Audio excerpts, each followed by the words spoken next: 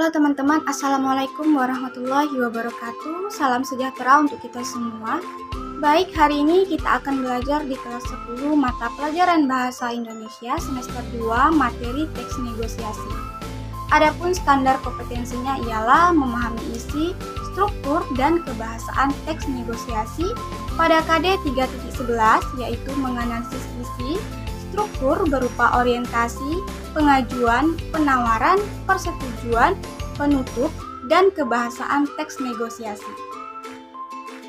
Adapun indikator pencapaian kompetensinya ialah 3.11.1 mengidentifikasi struktur teks negosiasi, 3.11.2 mengidentifikasi kesantunan kebahasaan teks negosiasi.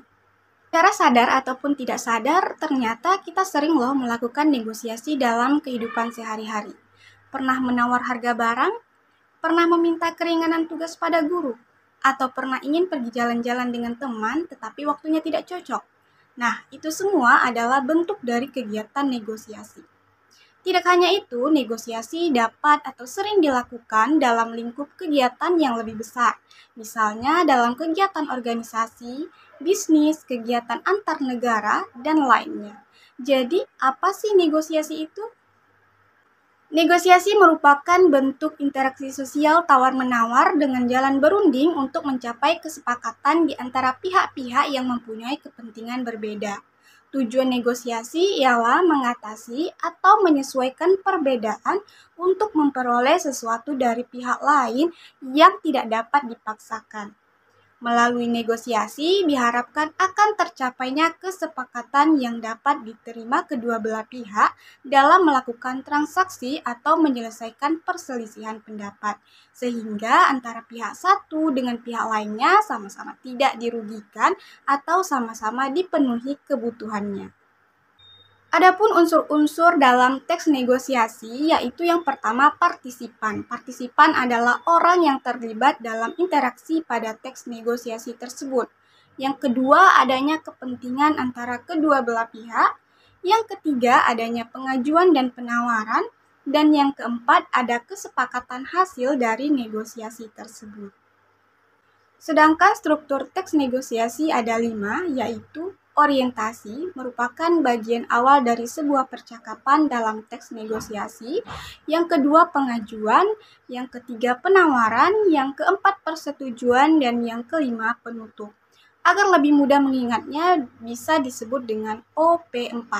O-nya adalah orientasi, P yang pertama pengajuan, P yang kedua penawaran, P yang ketiga persetujuan, dan P yang keempat penutup.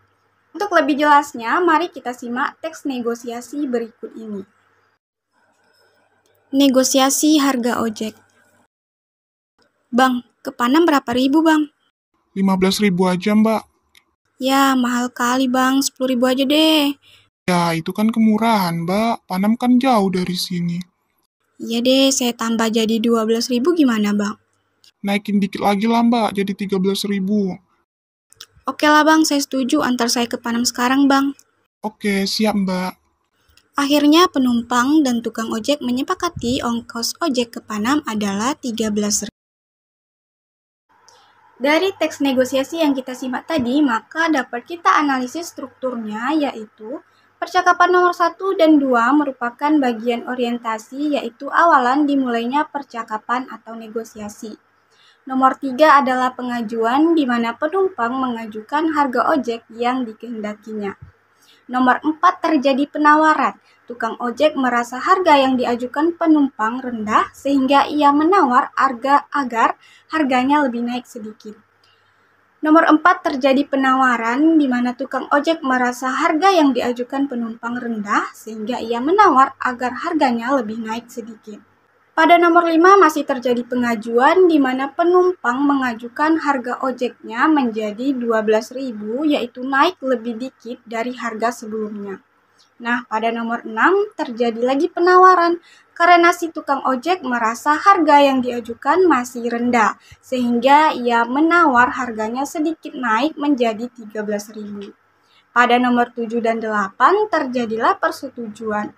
Harga ojeknya ialah 13.000. Dan pada nomor 9 adalah penutup berupa kesimpulan. Apakah sampai di sini teman-teman paham? Oke, selanjutnya kita bahas kaidah kebahasaan teks negosiasi. Kaidah kebahasaan ialah kaidah-kaidah atau aturan-aturan bahasa sebagai ciri ataupun pembeda teks negosiasi dengan jenis teks lainnya. Kaidah kebahasaan yang pertama ialah banyak menggunakan bahasa persuasif. Bahasa persuasif merupakan suatu bahasa yang digunakan untuk membujuk atau menarik perhatian. Yang kedua, menggunakan kalimat deklaratif. Kalimat deklaratif ialah suatu kalimat yang disampaikan dalam bentuk isi pernyataan yang berfungsi memberikan informasi maupun berita mengenai hal tertentu. Yang ketiga, kesantunan bahasa. Dalam teks negosiasi harus menggunakan bahasa yang santun antara kedua belah pihak agar terjadi komunikasi yang baik demi mencapai negosiasi yang sukses. Yang keempat, menggunakan konjungsi. Artinya, menggunakan kata penghubung di dalam teks negosiasi tersebut. Misalnya, kata kalau, kata begitu, kata meskipun, walaupun, dan lain sebagainya. Yang kelima, teks negosiasi menggunakan kalimat efektif. Kalimat efektif artinya suatu kalimat yang padat, singkat, jelas, lengkap, serta dapat menyampaikan informasi secara tepat.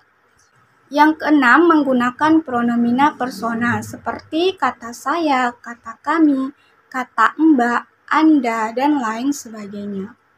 Yang ketujuh, berisi pasangan tuturan.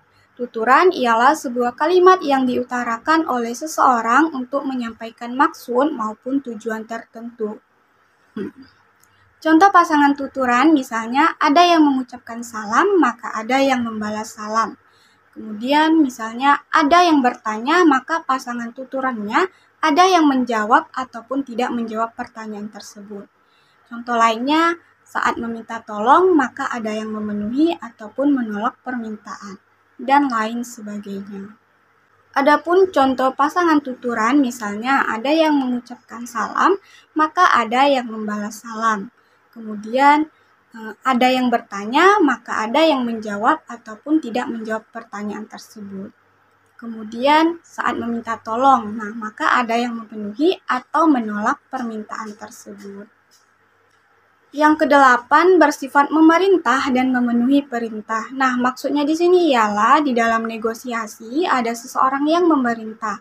Contohnya saat Anda belanja, Anda memerintah atau meminta tolong untuk mengambilkan baju yang Anda inginkan. Lalu si pihak satunya akan memenuhi perintah tersebut, yaitu penjual. Di sini terjadi memerintah dan memenuhi perintah. Oke teman-teman, selesai sudah pembelajaran kita hari ini. Untuk menguji kemampuan teman-teman dalam memahami dan menganalisis teks negosiasi, maka jawablah beberapa pertanyaan berikut ini.